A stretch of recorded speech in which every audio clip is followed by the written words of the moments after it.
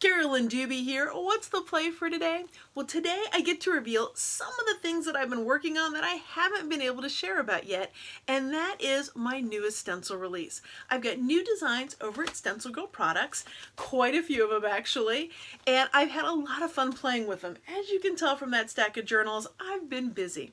Now, what I'm going to do is share with you a look through my journals. The way some people do a journal flip through, I can't exactly do it with one journal because I work in multiple journals at the same time. And sometimes I work on loose pieces of paper.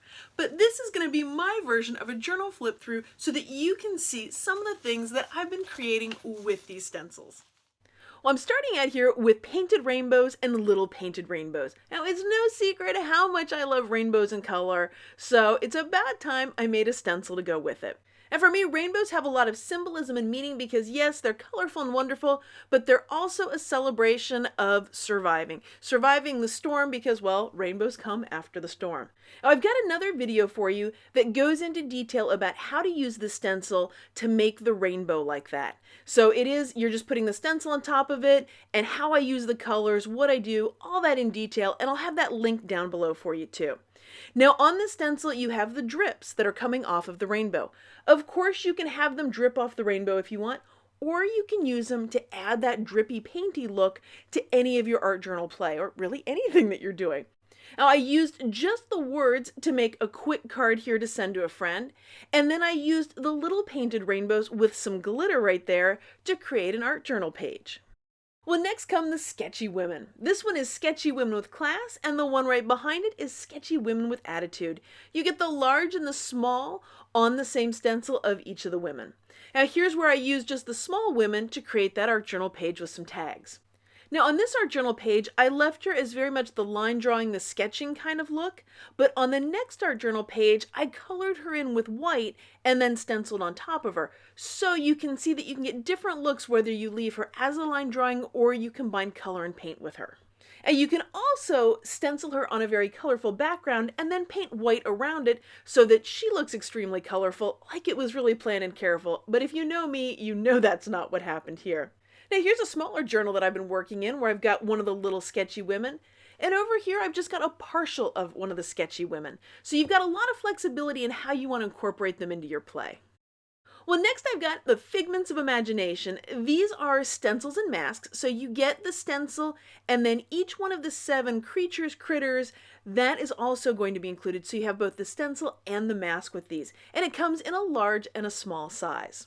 Now, I had no problem keeping track of the large masks, but the little ones, well, they wanted to run away. So what I did is I took a piece of washi tape and I stick them on that washi tape. And that way they don't end up running away.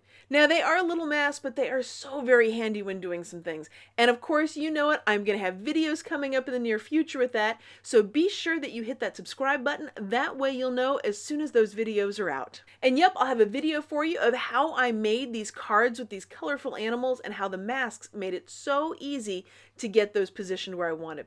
Now using a gel plate, I made these prints, one just taking the stencil as it was, and the other one rearranging those figments to create a nice stack of them.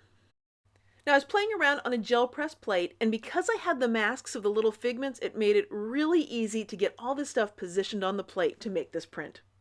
And the next stencil I've got here is Open-Ended, and I'll bet you can guess why I call it, since the ends are, well, open. Now the inspiration for this is actually neon signs, those tubes that have the neon gas. After visiting the Sign Museum in Cincinnati, I absolutely just couldn't stop thinking about those, so I ended up creating this alphabet. Now one of the things I found very interesting about it was how fast and easy it was to create an entire page of words. Now I have a video for you using this stencil, how I made this page, and there was a big old oops in there, but you'll have to wait till that video comes out to see exactly what that oops was. Well, I've got another alphabet here. This one's called Hip to be Square, and I've got it in the large and the small. And this is great to use with things like gel prints because you basically take a colorful print and stencil this alphabet right on top. You can cut them out and you have squares that you can spell out whatever you want, especially for like a quick card like this one. Now, I love to be able to include whatever words I want, and I hate to have to work hard to line things up. But with this stencil, it actually is self-lining because what you do is stencil one letter and then use the box around it to guide you for where to put the next one. So without much thinking, you can actually get very straight, very lined up things and create the words that you want. Now, another way that you can use this, and this was actually the main reason why I created this stencil, was for titles on things like art journal pages. How many times did I run into that problem where I wanted a title, but I didn't have the exact color to match it, and I certainly didn't trust my own handwriting?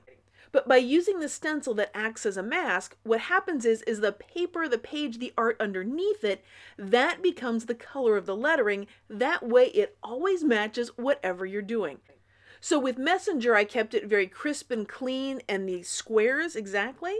But for the Terra Incognita, I actually painted around it so it has a much looser, freer look. And you have that flexibility with this stencil to get the look that you want in your play. Next up, we've got the Alpha Jumbles. Now, the small Alpha Jumbles was created to help me get some cards made quickly, especially using gel prints. So I take a colorful gel print, stencil it, and then pick whatever word that I want to create the card.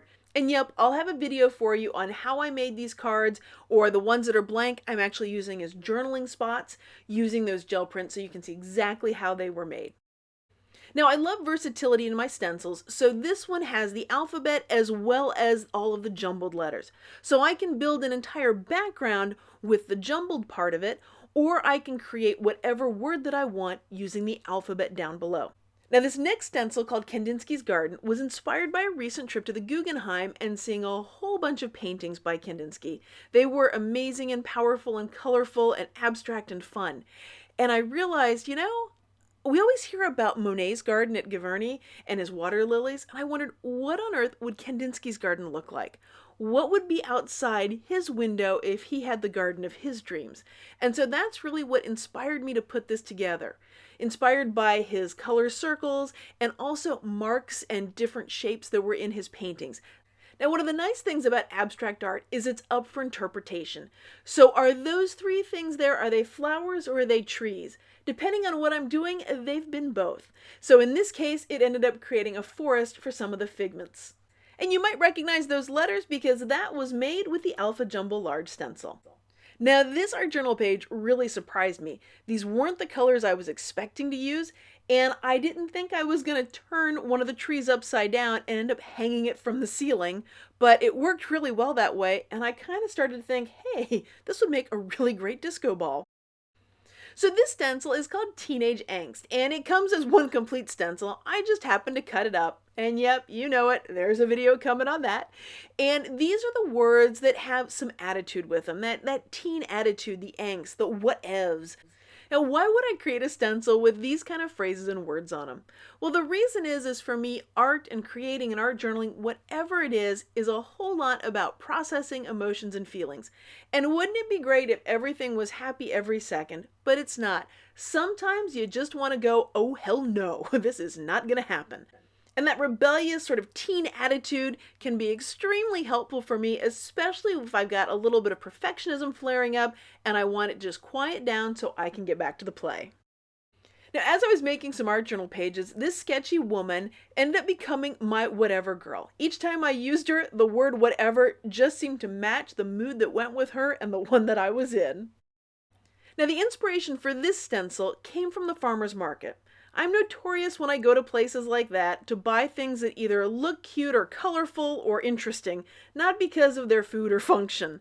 And for this one, it was these little potatoes. I mean, we're talking itty bitty little, like marble-sized potatoes or smaller.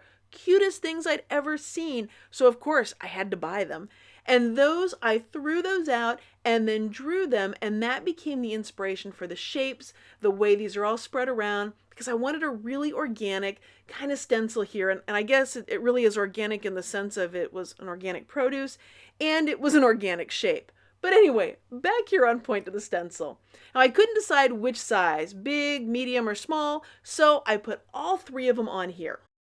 Here's some backgrounds that I made using them. Some of them I've stenciled, some of them were on a gel plate, some of them were with a rainbow. And when I'm doing a larger area, that's when I tend to use the larger circle shapes on it.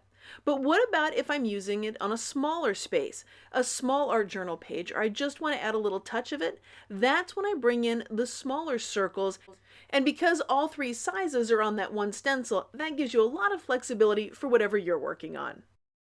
And the last stencil is the vintage typewriter number stencil. These are the numbers that match the vintage typewriter alphabet stencils, large and small, that I've created from a previous release. Well, thanks so much for stopping by and taking a look through my journals. If you'd like to find these stencils and a whole lot more, check out StencilGirlProducts.com. Now, will there be more videos coming? You betcha. So hit that subscribe button. That way you'll know as soon as I have a new one out. And of course, check out my other fun stuff over on the blog at acolorfuljourney.com. Thanks so much for letting me be a part of your colorful journey.